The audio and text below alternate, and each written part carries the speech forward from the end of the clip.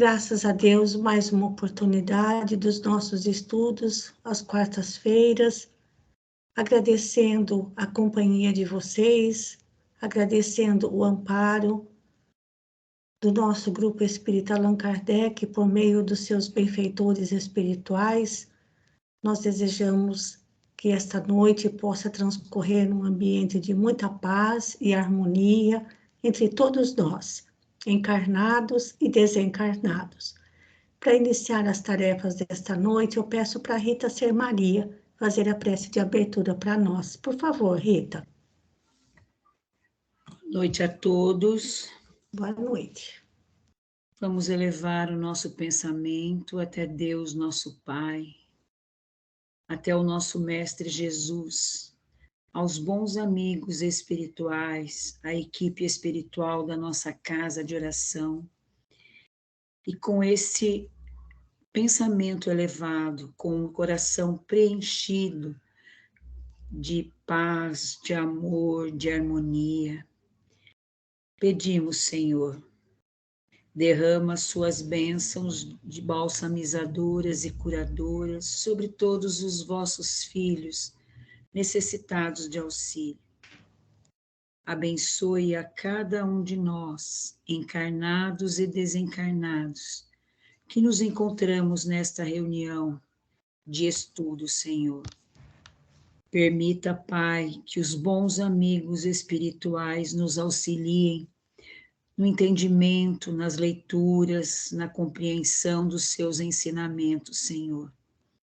E possamos, a cada dia, colocarmos em prática para que possamos cada vez mais, subindo um degrauzinho de cada vez, estarmos mais próximos de vós. Permita, Pai, que possamos melhorarmos a cada dia. Que os bons amigos espirituais nos inspirem e nos protejam nesta noite. Que assim seja. Graças a Deus. Muito bom. Bem, eu vou fazer aquele vai e vem lá no Skype, justamente porque vou começar, então, a compartilhar o texto que vai ser lido hoje. Nós vamos começar, nós estamos na segunda parte e vamos começar hoje o capítulo 6, Peregrinações e Sacrifícios. Lembrando que Paulo tinha voltado para a igreja de Antioquia com a carta dos representantes da Casa do Caminho de Jerusalém, liberando os não-judeus da circuncisão para aqueles que quisessem se tornar cristãos.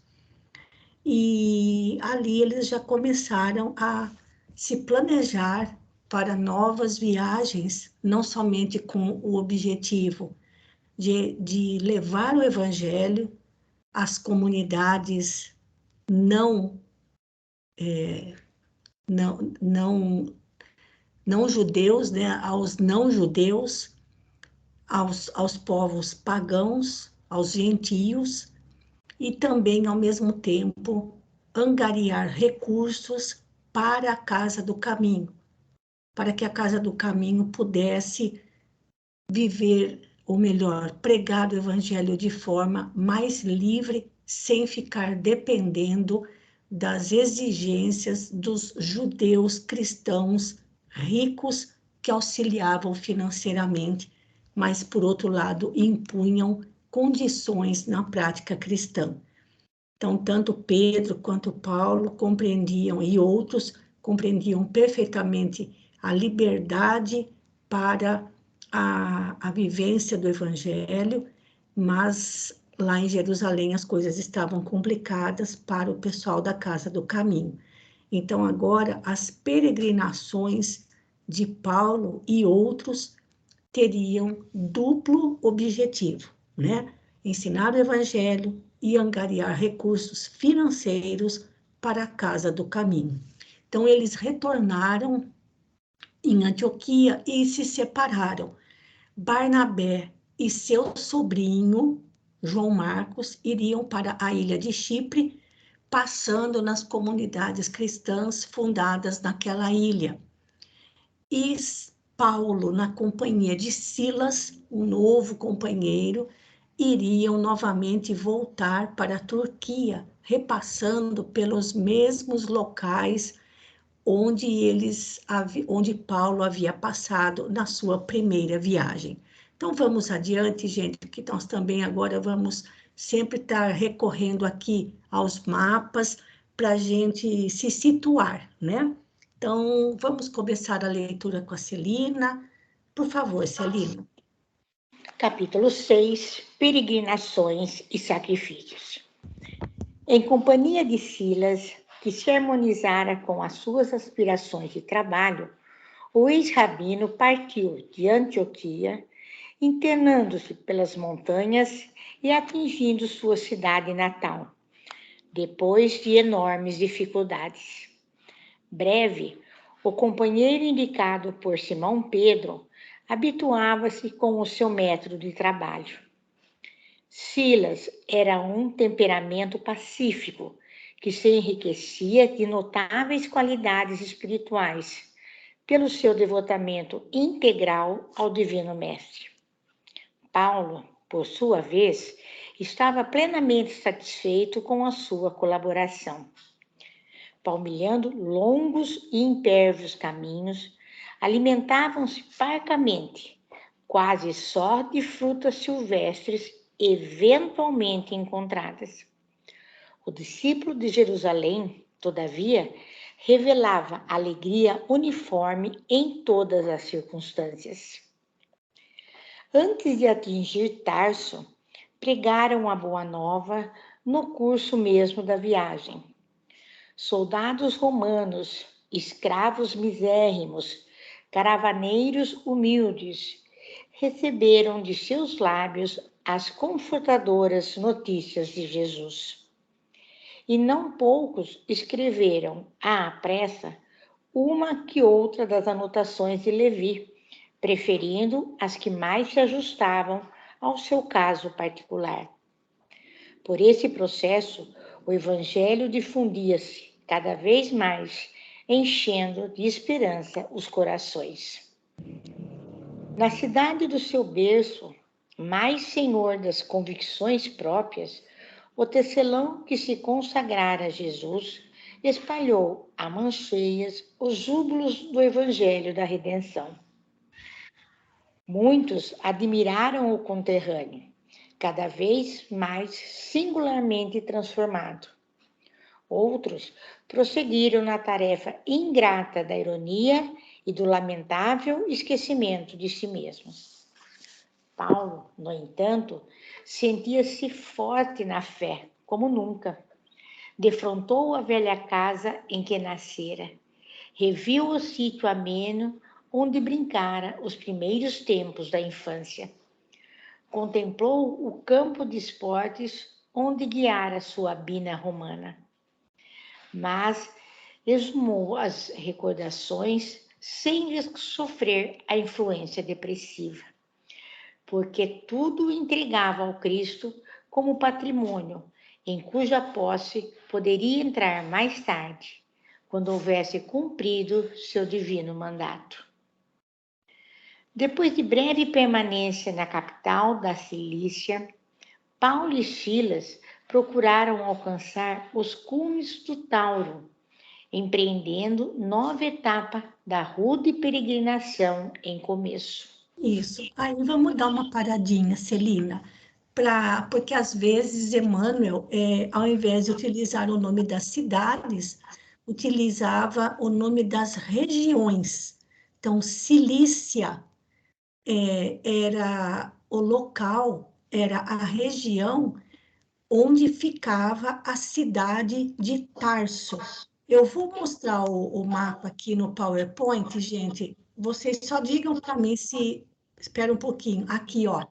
Tá aparecendo para vocês aí? Tá, Então, Malu. tá vendo, olha, nessa baía aqui, a Cilícia era essa região aqui, olha, tá? E era aqui que ficava a cidade de Tarso. Mas, além disso, eu vou abrir o Google Earth, mais uma vez aqui para a gente ver os mapas. Vamos ver aqui mais de perto, gente, olha. Porque ele fala que eles... Deixa eu aproximar mais aqui, espera um pouquinho, ó, até aparecer a cidade de Tarso. Deixa eu puxar mais aqui um pouquinho, ó, e aumentar um pouco, só para aumentar um pouquinho a letra. Olha, Paulo e Silas saíram aqui desse cantinho, olha. Hoje não existe a cidade na Turquia com o nome de Antioquia, é Antáquia, nesse canto aqui, olha. E foram a pé até chegar à cidade de Tarso. E de Tarso iriam se embrenhar novamente pelo interior da Turquia. Então, esta região onde está a cidade de Tarso é a região da Cilícia. E não sei se dá para vocês perceberem, talvez para quem tem a imagem no celular, que aqui dá bem para enxergar um paredão, tá vendo, gente? Aqui não é plano. Dá bem para a gente enxergar que tem um paredão aqui, olha. Tá vendo? Um paredão. Depois aqui tem mais um plano, mais ou menos, e depois tem outra elevação. Então, esse paredão é uma montanha, é o Monte Taurus. E lógico que na época essa parede esverdeada significa que aqui, aliás, esse lado mais escuro significa que aqui nas encostas ainda havia vegetação. Mas aqui em cima já é mais árido, tá vendo? Olha, não tem vegetação. E depois aqui já vai para o interior da Turquia. Vejam aqui, olha, a localidade de Cônia, chamada de Cônia hoje, e na época de Saulo era Icônia, né? Então, eles saem aqui de Tarso, contornam ou vão passando pelas encostas, que aqui dá bem para a gente, quando a gente diminui um pouco a imagem, dá bem para a gente ver que tem um paredão aqui, olha. Então, esse paredão é o monte, que na verdade é uma cadeia montanhosa, chamada Monte Taurus. E aqui hoje, gente, tudo habitado, cheio de casas, sobretudo esse paredão aqui, tem muitas cidadezinhas locais, porque aqui, justamente por causa das encostas do mar Mediterrâneo, aqui é um local de grande turismo, são locais muito bonitos. Então, é isso que eles estão fazendo agora. Eles vão sair de Tarso e vão fazer de volta, vão se embrenhar novamente pelo interior da Turquia, fazendo de volta o mesmo caminho da primeira viagem que fizeram, tá? Então, de novo, eu vou voltar no PowerPoint, gente, só para a gente lembrar. Aqui, olha, eles saíram da Cilícia, passaram por Licônia e depois vão se embrenhar aqui pela Pisídia. E eu vou de novo voltar aqui, gente, na primeira viagem. Tá dando para enxergar, Celina? Tá aparecendo aí para vocês? Tá ok, Malu, tá sim, tá ótimo. Olha, então vamos lembrar, gente. Então, olha, Paulo e Silas, aliás, na primeira viagem, Paulo saiu de Antioquia, junto com Barnabé, foram para Salamina, na ilha de Chipre, passaram por Neapafos. Aqui eles pegaram uma embarcação e desceram nessa grande baía na Turquia. Aqui a cidadezinha, a região de Pergue, subiram até Antioquia da Pisídia, se embrenhando cada vez mais pelo interior. Foram para Icônio, de Icônio passaram por Listra e chegaram até Derbe.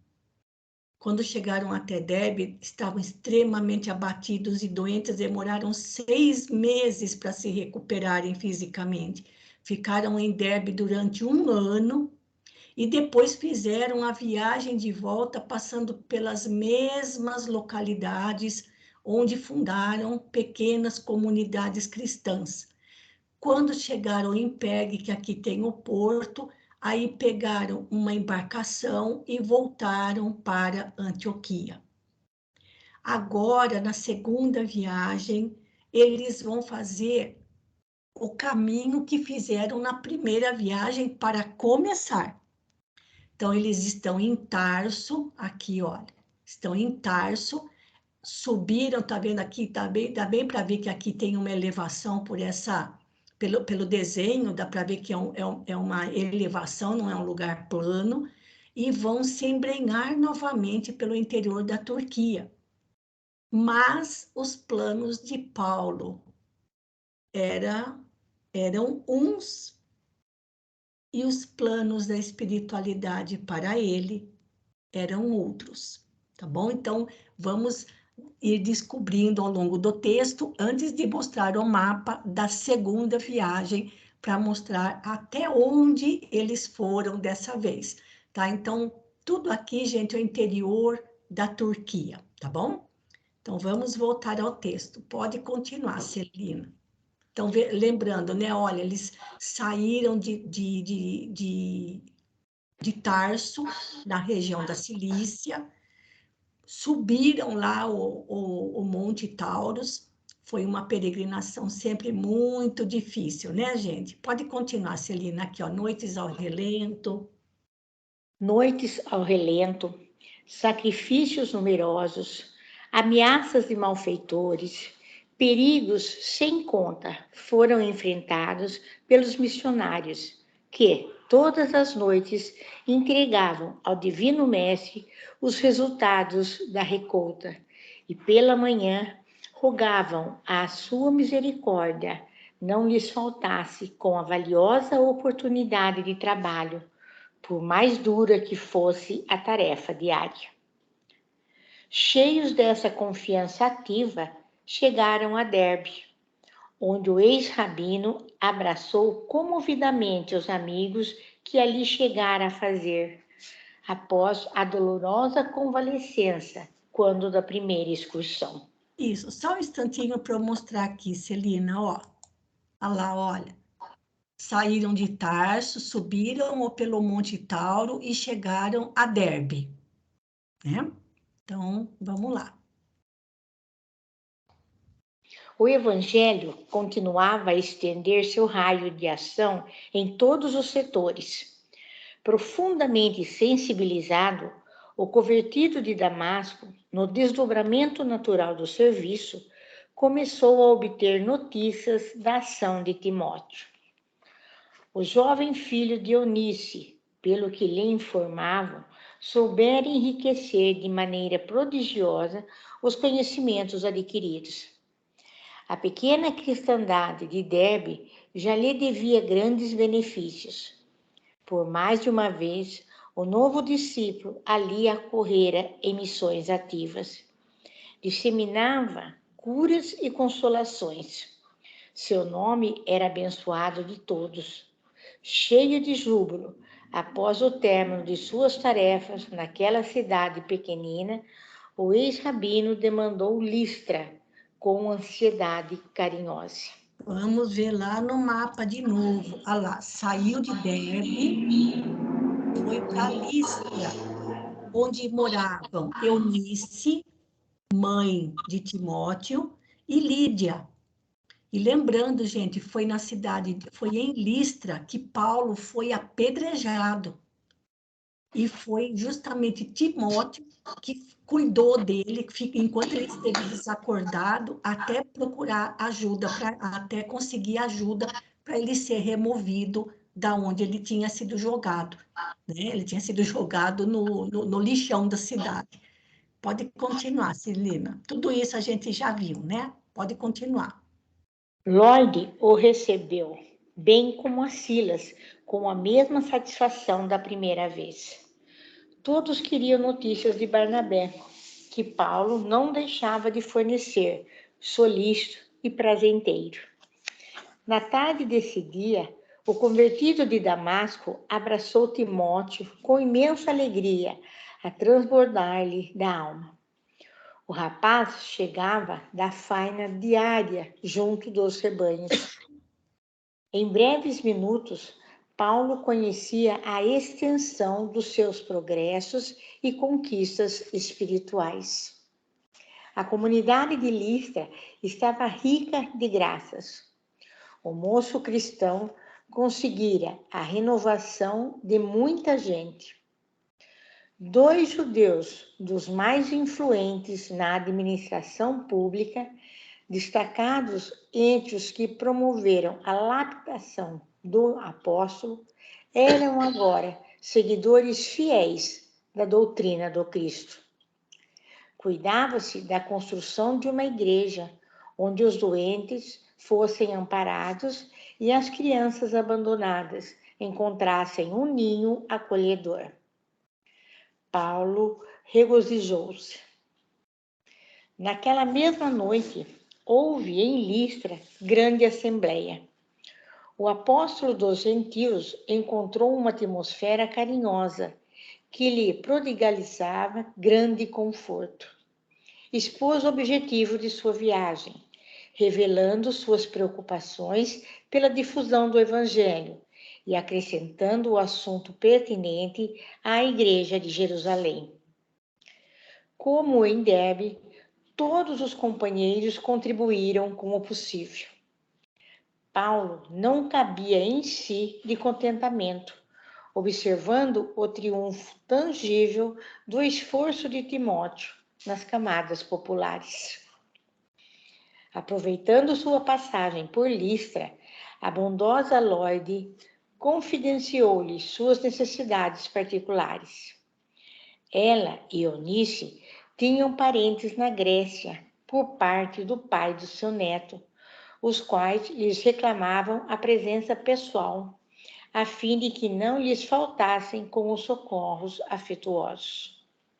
Os recursos que lhes restavam em Listra estavam prestes a esgotar-se. Por outro lado, desejava que Timóteo se consagrasse ao serviço de Jesus, iluminando o coração e a inteligência. A generosa velhinha e a filha projetavam, então, a mudança definitiva e consultavam o apóstolo sobre a possibilidade de aceitar a companhia do rapaz, pelo menos durante algum tempo, não só para que ele adquirisse novos valores no terreno da prática, como também porque isso facilitaria a transferência de todos para lugar tão distante. Paulo acedeu de bom grado. Aceitaria a cooperação de Timóteo com sincero prazer. O rapaz, a seu turno, conhecendo a decisão, não sabia como traduzir seu profundo reconhecimento com transportes de alegria. Nas vésperas da partida, Silas entrou prudentemente no assunto e perguntou ao apóstolo se não era de bom alvitre operar a circuncisão do moço, a fim de que o judaísmo não perturbasse os labores apostólicos. Em socorro de sua arguição, invocava os obstáculos e lutas acerbas de Jerusalém. Paulo meditou bastante, recordou a necessidade de espalhar o evangelho sem escândalo para ninguém e concordou com a medida aventada. Timóteo teria de pregar publicamente, conviveria com os gentios, mas maiormente com os israelitas, senhores das sinagogas e de outros centros, onde a religião era ministrada ao povo. Era justo refletir na providência para que o moço não fosse incomodado em sua companhia. O filho de Eunice obedeceu sem hesitação. Daí a dias, despedindo-se dos irmãos e das generosas mulheres que ficavam a chorar nos votos de paz em Deus, os missionários demandaram Icônio, cheios de coragem indômita e do firme propósito de servir a Jesus. Isso, só uma paradinha para a gente olhar o mapa de novo. Então, deixaram Listra e foram para Icônio. Aqui, olha. Tá bom, gente? Então, ele está fazendo o mesmo caminho que ele percorreu da primeira vez. E, voltando aqui no texto, lembrando, gente, que essa questão da circuncisão, aquele documento que os responsáveis pela Casa do Caminho deliberaram, era apenas para a igreja de Antioquia. Lá, só para Antioquia. Então, as outras comunidades pagãs pelas quais eles iriam passar, e também tinha judeus esparramados por todos os cantos, eles acharam melhor proceder à circuncisão de Timóteo, que Timóteo não era judeu. Como parece aqui, ele tinha origem grega, porque a sua mãe Eunice e sua avó, a dona Lloyd, iam voltar para a Grécia, onde tinham parentes do menino, do jovem, do Timóteo. E como iriam passar por várias comunidades, onde existiam até mesmo sinagogas, era melhor que o Timóteo estivesse, pelo menos, cumprido essa exigência que era tão forte por parte dos judeus.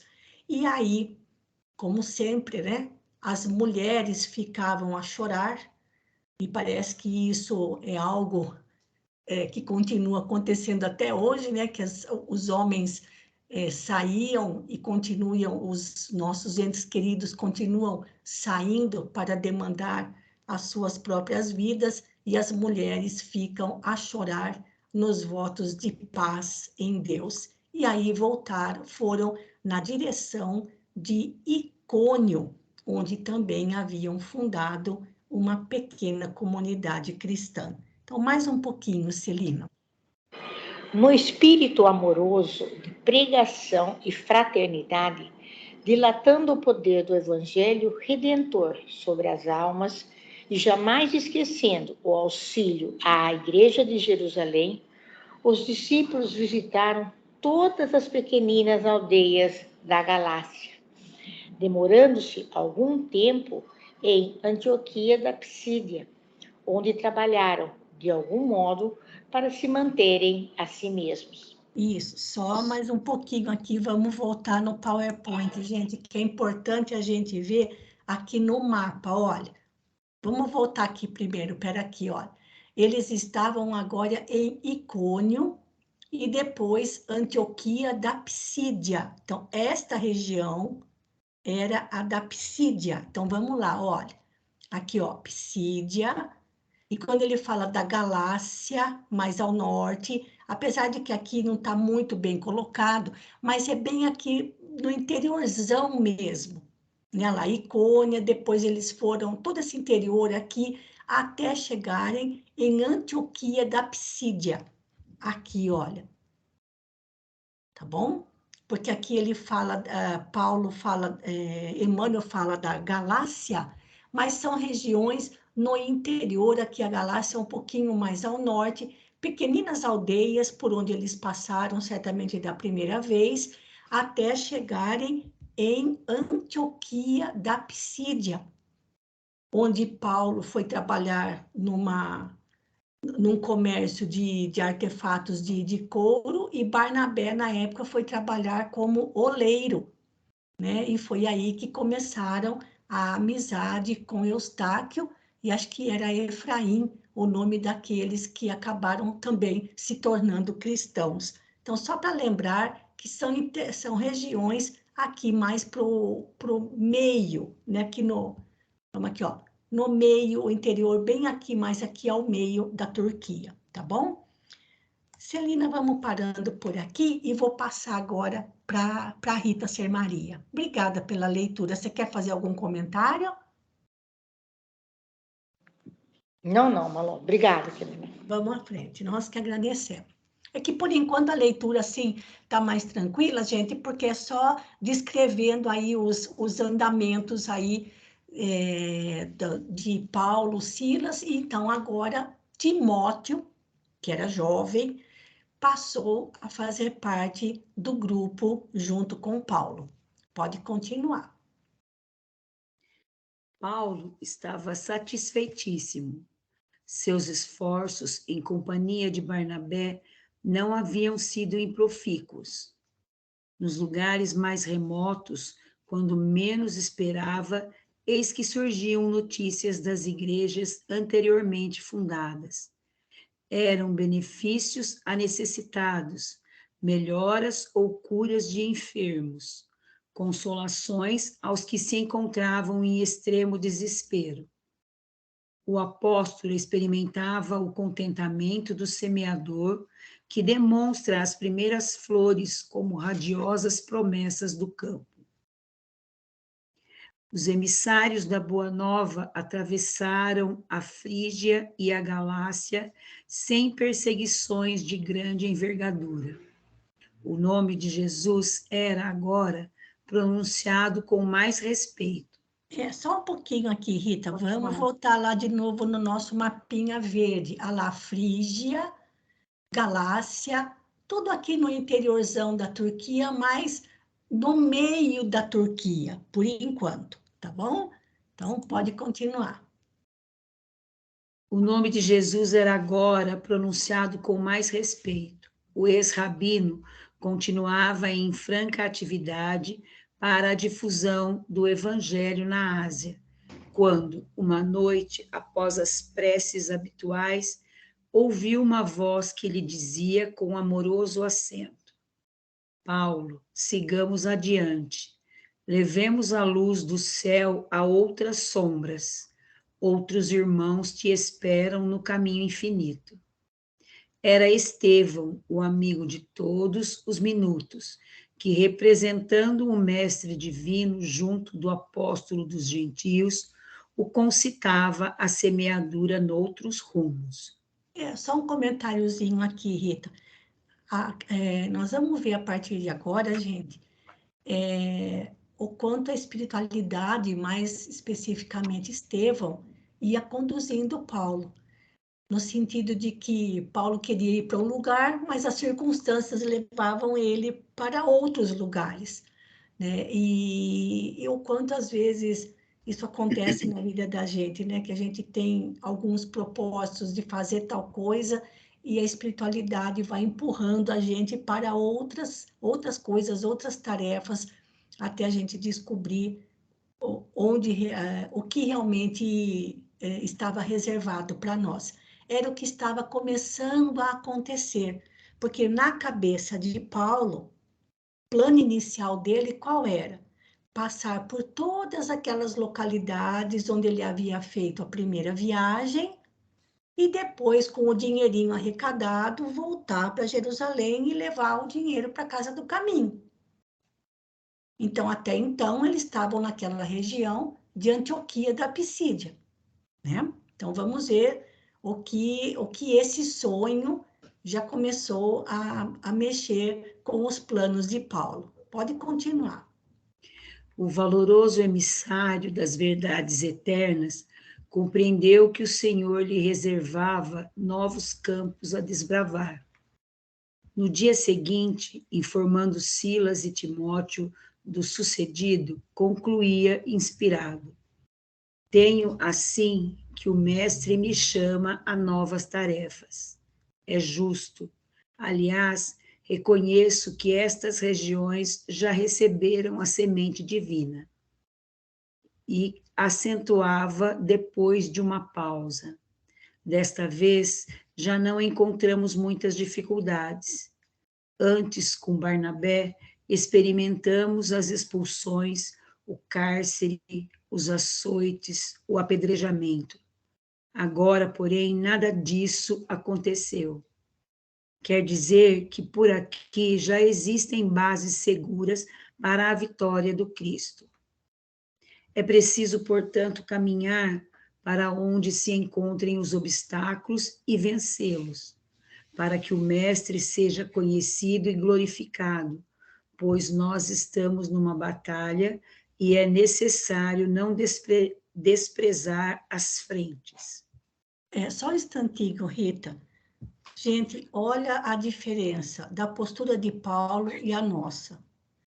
A nossa postura é a tendência ao comodismo. É muito mais fácil ficar onde já não tem mais dificuldades, não é mesmo? Como ele diz, nessas regiões, as sementes foram lançadas e floresceram e já estão dando frutos. Na primeira vez, eles foram expulsos, foram açoitados, Paulo foi açoitado, foi preso, foi apedrejado. Agora já está tudo mais tranquilo. Não seria, no nosso modo de entender, vamos ficar por aqui mesmo, porque por aqui as coisas já estão mais tranquilas. E ele, Paulo, com toda o vigor da sua personalidade, ele fala: é preciso caminhar para onde se encontrem os obstáculos e vencê-los. Mas isso não tem nada do jeito como a gente é. A gente quer o comodismo. A gente quer a nossa zona de conforto, porque ali a gente se sente seguro, as coisas estão sob o nosso alcance, nós conseguimos dominar as circunstâncias, não saímos daquela rotininha, daquele marasmozinho, porque está tudo fácil, está tudo dominado. Para ele, não. Ainda mais depois desse sonho. É preciso caminhar para onde se encontrem os obstáculos e vencê-los. Gente, quando é que nós temos essa decisão? Não é, Rita? Sim. De ir atrás da dificuldade. Muito pelo contrário, a gente quer mais fugir dela.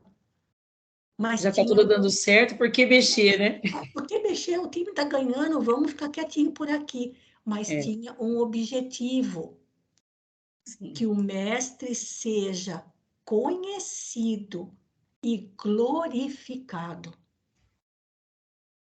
Sim. Olha que lindo isso, gente. Esse era o objetivo dele. Paulo era obstinado em em fazer com que as pessoas conhecessem Jesus. Mas com qual objetivo? Só de ser glorificado? Não. De que essas pessoas conseguissem mudar a própria vida, mudando o seu modo de viver e de encarar a vida, como ele já tinha aprendido. Vejam que diferença a postura dele com a nossa. Pode continuar, Rita. Os 2 discípulos ouviram e procuraram meditar na grandeza de semelhantes conceitos. Nem fale. Dá muito que meditar, né? Então, vamos lá. Decorrida uma semana, lá se foram a pé, procurando a Mísia.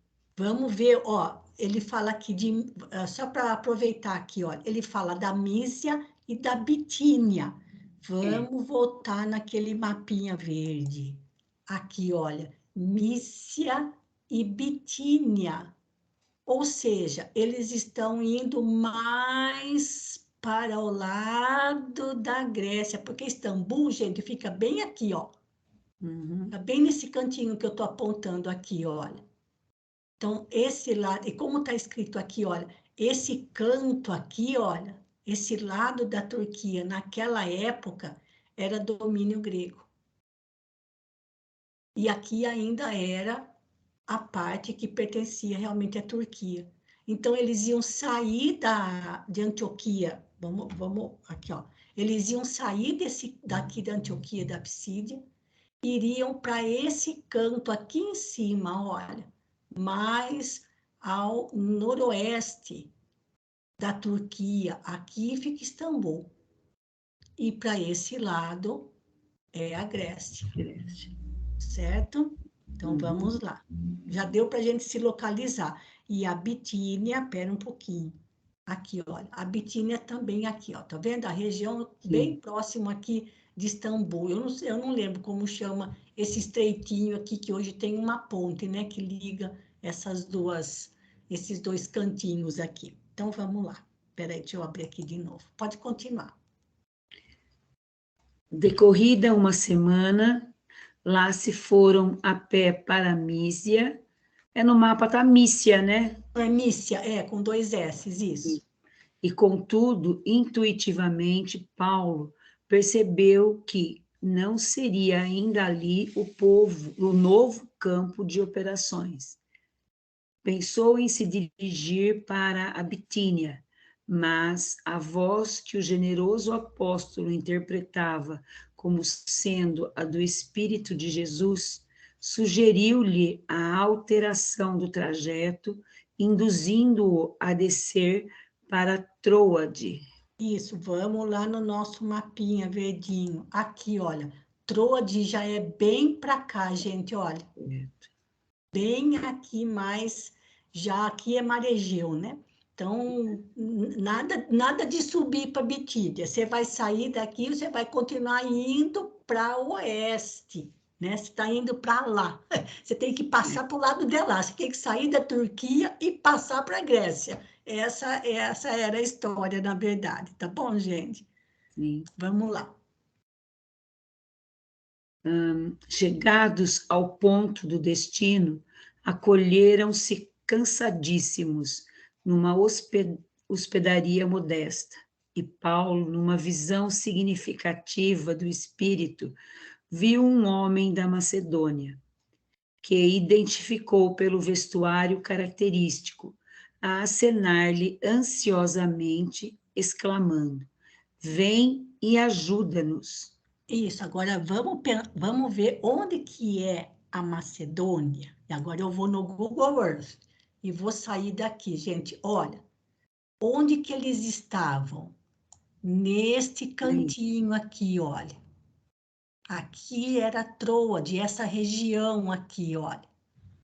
Onde ficava a Macedônia?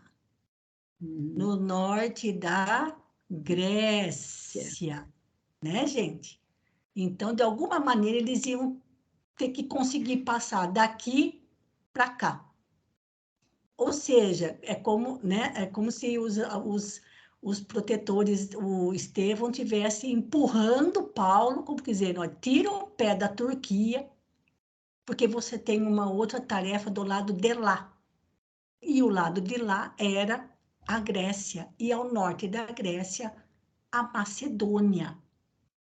Certo, gente? Então, eles estavam nesse cantinho aqui, ó. Nada de ir para Istambul, dar uma passadinha no mercado, comprar pistache. Vocês vão sair dessa região e vão ter que dar um jeito de pular para o lado da Grécia, tá bom?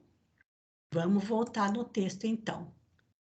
Então, ele viu... Então, tá vendo? Olha, vejam como os espíritos atuam, gente. Não foi necessário que Estevão se materializasse. Não foi necessário que nenhum médium psicografasse uma mensagem de Estevão, nada. Primeiro ele sonhou com Estevão. E depois ele tem uma visão de um homem com a vestimenta característica da Macedônia, que é região grega, é próximo, vizinho ali da Grécia, pedindo a ele, Paulo, que os ajudasse, como que dizendo, qualquer recado mais direto do que esse, você tem que ir para a Macedônia, certo? Porque, por enquanto, Paulo ainda não sabia o que ele fazia. Se ele subia e ia lá para a região de Istambul, ele estava parado ali naquele canto. Mas agora ele já tinha uma diretriz. Pode continuar, Rita. O ex-doutor interpretou o fato como ordenação de Jesus a respeito de seus novos encargos. Cientificou os companheiros logo pela manhã, não sem ponderar a extrema dificuldade da viagem por mar, baldo que estava de recursos. Entretanto, concluía: creio que o mestre lá nos facultará o necessário. Silas e Timóteo calaram-se respeitosos. Só um instantinho aqui, Rita. Eles estavam nesse cantinho aqui, gente. Se eles fossem a pé, eles teriam que fazer todo esse canto, passar para essa região aqui de Istambul, vir por aqui, até chegar à Macedônia. Claro que não era nada plano, né? O chão não era plano e a viagem seria extremamente cansativa. O mais rápido seria por mar, mas eles não tinham dinheiro para pegar uma embarcação aqui e já descer do lado de cá. Certo? Além do mais, veja, assim, o mar Egeu, aqui é mar Egeu, é pontuado de pequenas ilhotas. Então, é o caminho mais curto do que fazer essa baita volta, subindo aqui por Istambul, passando até chegar. E vou aumentar só mais um pouquinho para a gente descobrir que aqui tem um outro lugarzinho também onde Paulo deu uma passadinha, né? Lá, Tessalônica, né? Tem a carta aos Tessalonicenses, era lá na Grécia. Então, como resolver esta questão? Como sair daqui e passar para cá? Esse era o dilema, porque eles estavam sem dinheiro, né? E ninguém tinha o que falar, né? Então, aí vem aquela fé vigorosa, poderosa, aquela confiança de Paulo em Jesus. O Mestre nos facultará o necessário. Então, vamos lá. Saindo à rua cheia de sol pela manhã, eis que o apóstolo fixa o olhar numa casa de comércio e para lá se dirige com ansiosa alegria. Era Lucas que parecia fazer compras. Gente, ele encontra com Lucas, naquela região de Troade. Quantos anos ele não se encontrava com Lucas?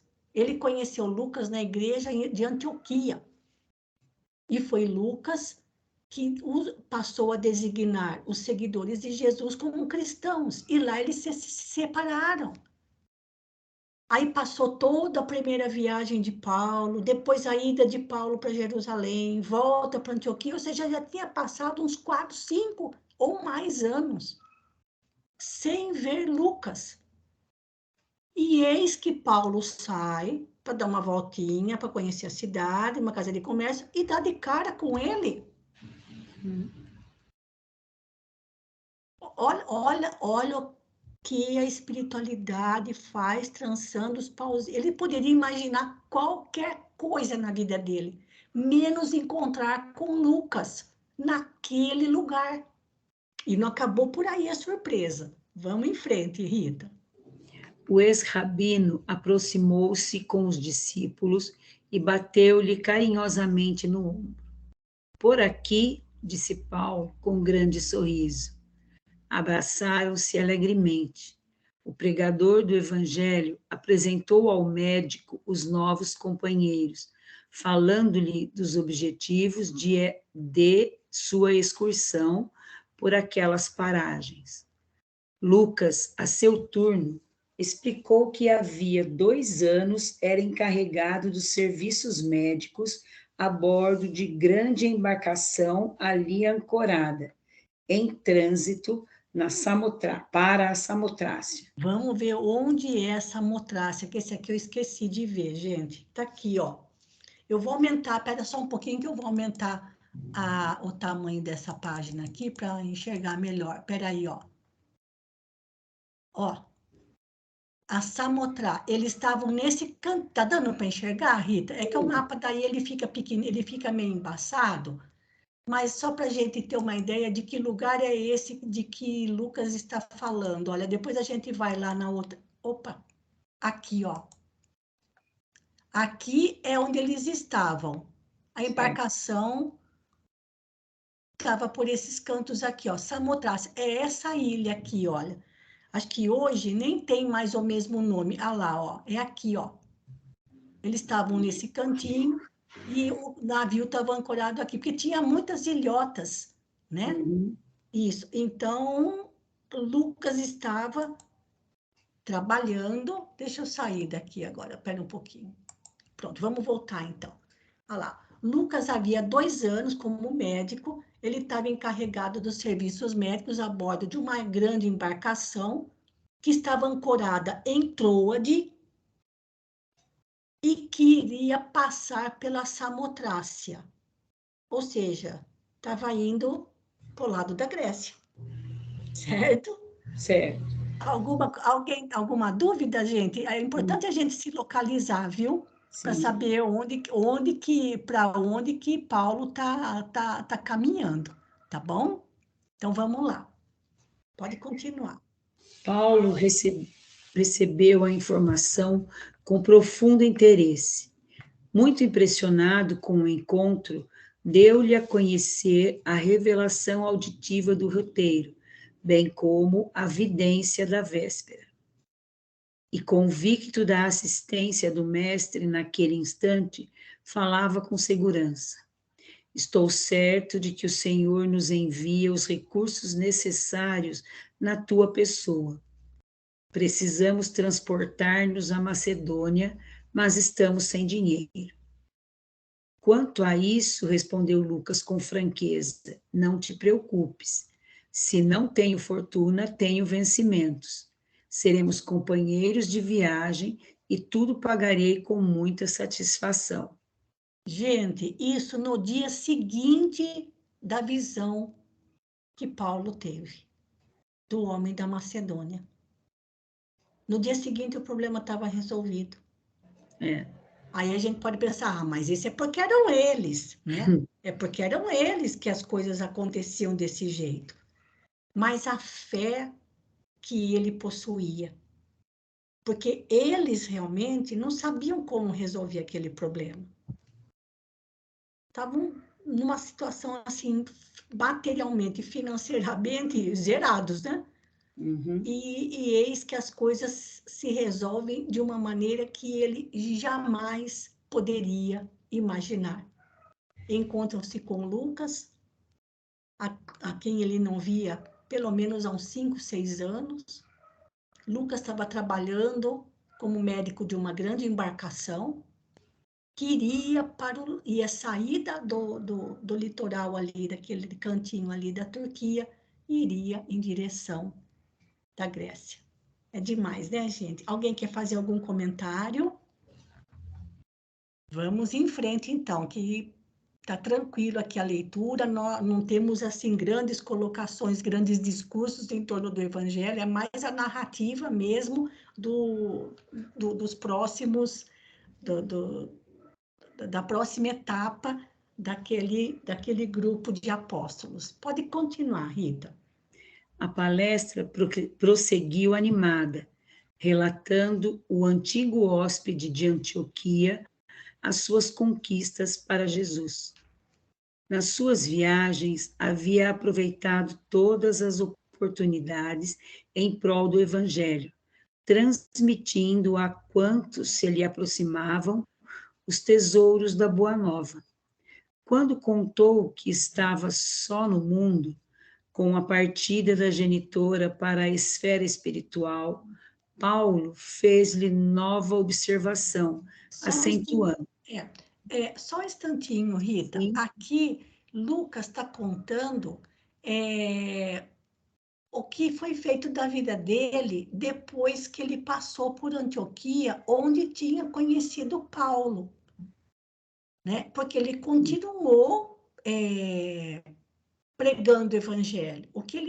Como ele diz aqui, nas suas viagens, ele, Lucas, como médico, aproveitava todas as oportunidades em prol do evangelho. E depois contou que a sua mãe havia desencarnado, falecido, e que ele estava sozinho no mundo, vamos dizer assim, né? Uhum. Aí Paulo faz um convite para ele. Pode continuar. Ora, Lucas, se te encontras sem compromissos imediatos, por que não te dedicas inteiramente aos trabalhos do Mestre Divino? A pergunta produziu certa emoção no médico, como se valesse por uma revelação. Passada a surpresa, Lucas acrescentou um tanto indeciso. Sim, mas há que considerar os deveres da profissão. Mas quem foi Jesus, senão o divino médico do mundo inteiro? Até agora tens curado corpos, que, de qualquer modo, cedo ou tarde, hão de perecer. Tratar do espírito não seria um esforço mais justo? Com isso, não quero dizer que se deva desprezar a medicina propriamente do mundo. No entanto, essa tarefa ficaria para aqueles que ainda não possuem os valores espirituais que trazes contigo. Sempre acreditei que a medicina do corpo é um conjunto de experiências sagradas, de que o homem não poderá prescindir até que se resolva a fazer a experiência divina e imutável da cura espiritual. Lucas meditou seriamente nestas palavras e replicou: Tens razão. Queres cooperar conosco na evangelização da Macedônia? Interrogou o ex-rabino, sentindo-se triunfante. Irei contigo, concluiu Lucas. Entre os 4 discípulos do Cristo houve enorme júbilo. Isso, nós vamos parar por aqui, gente, porque aí já vai começar, então, uma outra etapa na vida de Paulo, que é ter consigo a companhia de Lucas. Agora, olha o que ele fala sobre a questão da medicina, gente. Vamos voltar aqui, olha. Até agora tens curado corpos, que de qualquer modo, cedo ou tarde, hão de perecer. Né? Isso é para todos. Assim como todos aqueles que foram curados por Jesus e pelos apóstolos desencarnaram. Tratar do espírito não seria um esforço mais justo? Só que, claro, né, gente? Passar um remedinho para a pessoa que está doente é mais fácil. Agora, tratar do espírito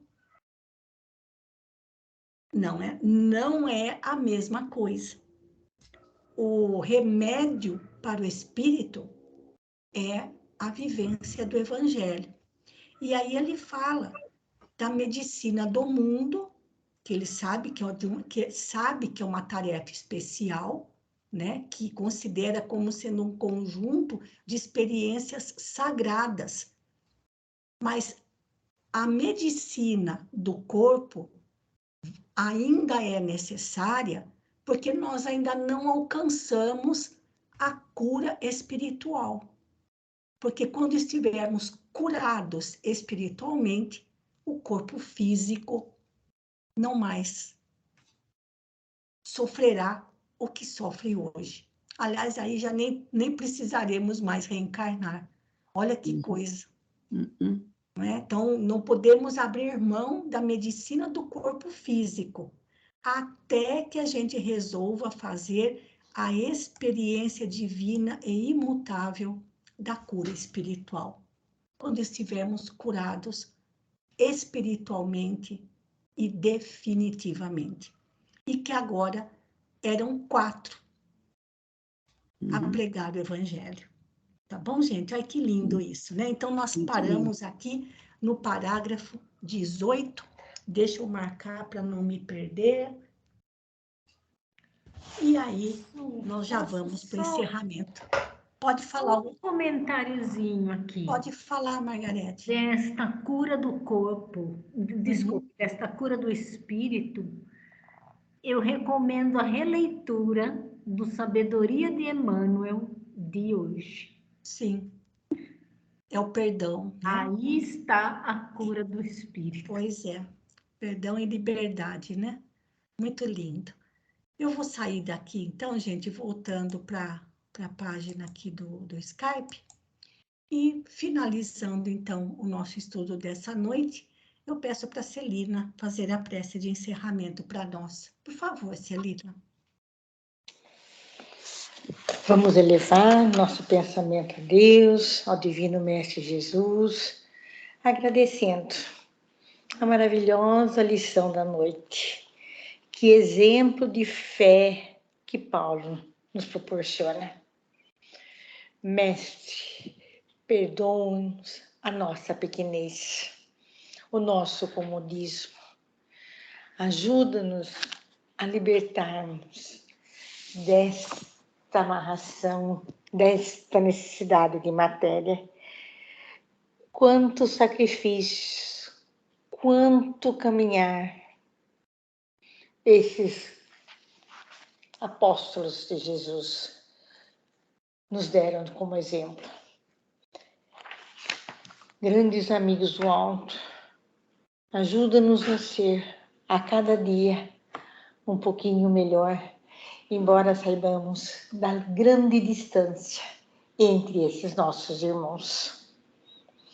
Agradecemos a companhia dos nossos amigos espirituais, do nosso anjo guardião, a corrente dos grandes amigos, da nossa carta de oração, no estudo da noite de hoje, que foram maravilhosos e que continuará em nosso pensamento para a nossa reflexão e a certeza da nossa pequenez. Muito obrigado a todos. Obrigado, Mestre Jesus. Graças a Deus.